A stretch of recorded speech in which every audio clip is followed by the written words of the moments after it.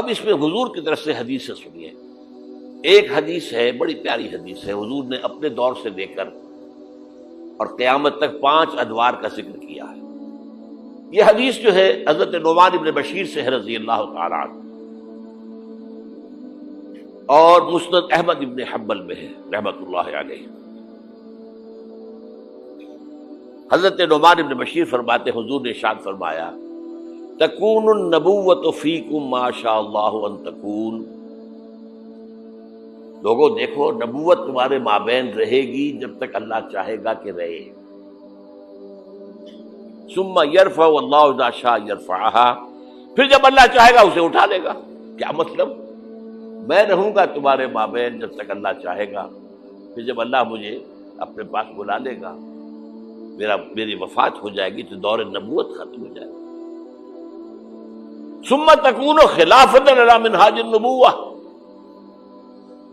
پھر ایک دور ہوگا خلافت، لیکن نبوت کے نقش قدم پر، بالکل نقش قدم پر، ڈٹو، کاربن کاپی، کوئی فرق نہیں ہوگا، بال برابر بھی.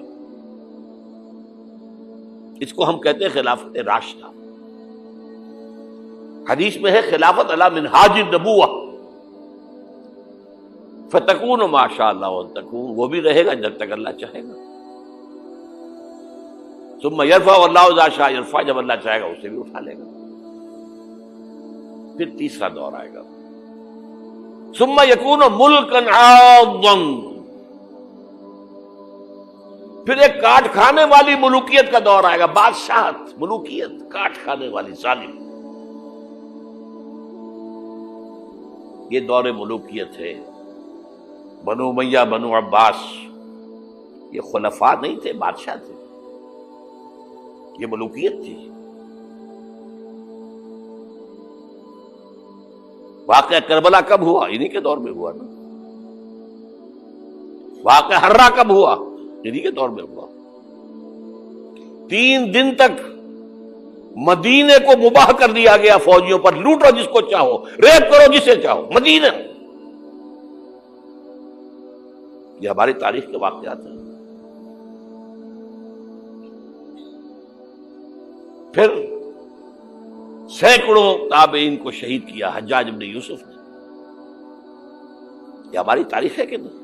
حضور خبر دے رہے ہیں ملکن عاضا، کاٹنے والی، کٹکھنی ملوکیت کا دور آئے گا. فرمایا یہ بھی رہے گا جب تک اللہ چاہے گا، پھر اللہ جب چاہے گا یہ دور بھی ختم ہو جائے گا. ثم تکون ملکن جبریا، پھر ایک اور بادشاہت ہوگی جس میں غلامی ہوگی. کیا مطلب؟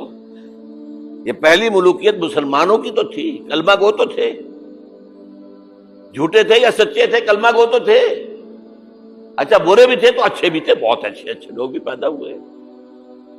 بادشاہوں میں بھی جو مثالیں مسلمان بادشاہوں کی ہیں، اچھے لوگوں کی، آپ کو دنیا میں نہیں ملیں گی. لیکن اس کے بعد کون سا دور آیا؟ ہماری اب ملکہ کون تھی؟ ملکہ وکٹوریہ. اب یہ ملوکیت جمع غلامی، کہیں پر برطانیہ، کہیں پر فرانس، کہیں پر اٹلی، کہیں پر اسپین، پورا عالم اسلام، کولونیلزم جسے آپ کہتے ہیں، یورپی استعمار جسے آپ کہتے ہیں، ملکن جبرین. لیکن جو خوشخبری ہے وہ کیا ہے؟ ثم تکون خلافۃ علی منہاج النبوۃ، پھر اس کے بعد دور آئے گا خلافت علی منہاج النبوت کا. یہ خوشخبری ہے.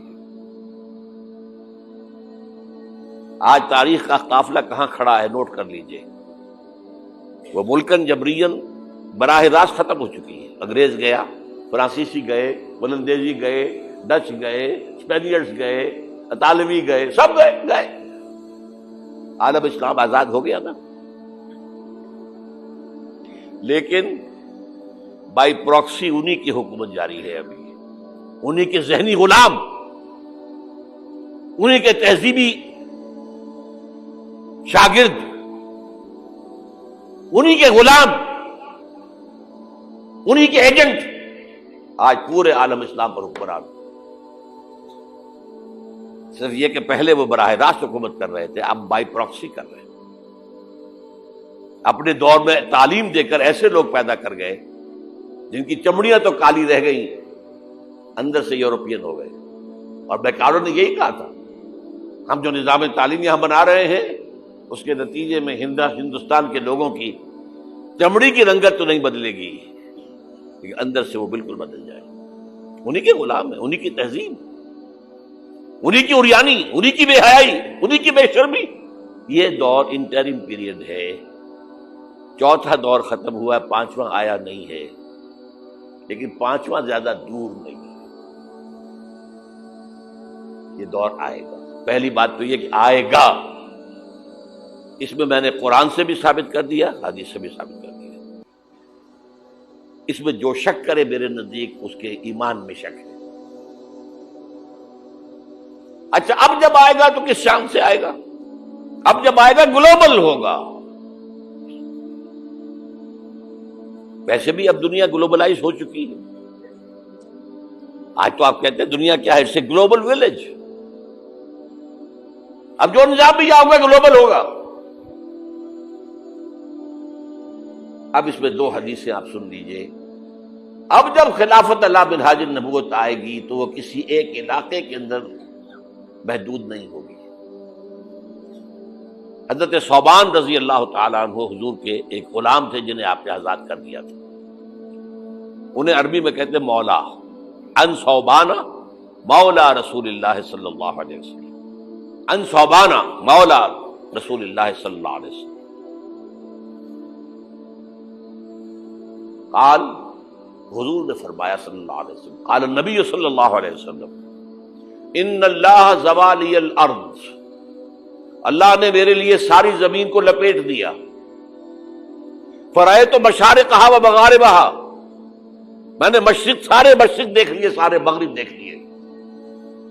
اب اس کو نہ سوچیے کیسے دیکھ لیے ہوں گے، زمین تو گول ہے، لپٹی کیسے ہوگی؟ یہ معاملہ اللہ کا، اس کے رسول کے معاملے میں۔ اللہ اپنے رسولوں کو جو مشاہدات کراتا ہے وہ ہماری سمجھ سے بالاتر ہے۔ ہمیں شب معراج کی سمجھ کیسے آئے گی؟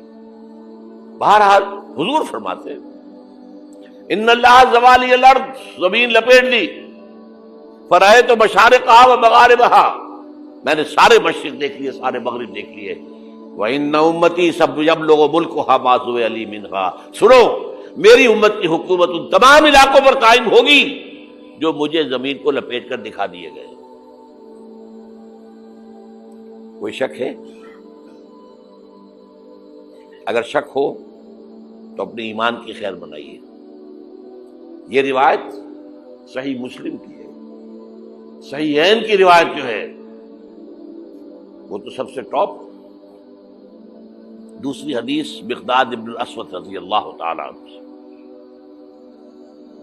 وہ فرماتے ہیں کہ حضور نے فرمایا لا يبقى على ظهر الارض بيت وبر ولا بدر الا ادخله الله كلمة الاسلام،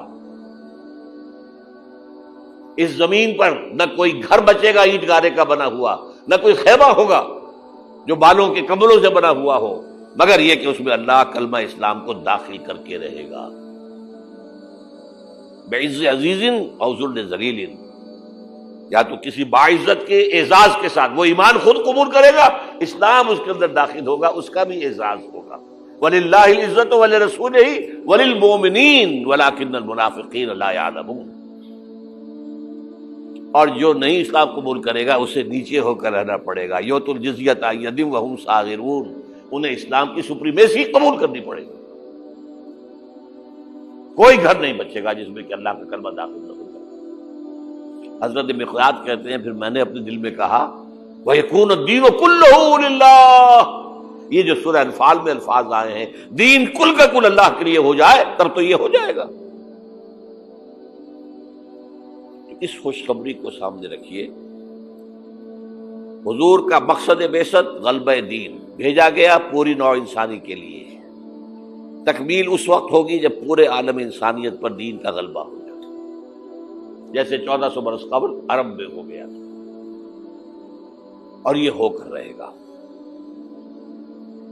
اس کی خبر 5 ادوار کے اعتبار سے حضور نے دے دی، اس کے گلوبل ہونے کی، حضور نے 2 حدیثیں میں نے آپ کے سامنے رکھ دی ہمیشہ کی وقت فرصت ہے کہاں، کام ابھی باقی ہے، اور کیا ہو سکتا ہے کہ دنیا ختم ہو جائے اور حضور کی بعثت کا مقصد مکمل نہ ہو؟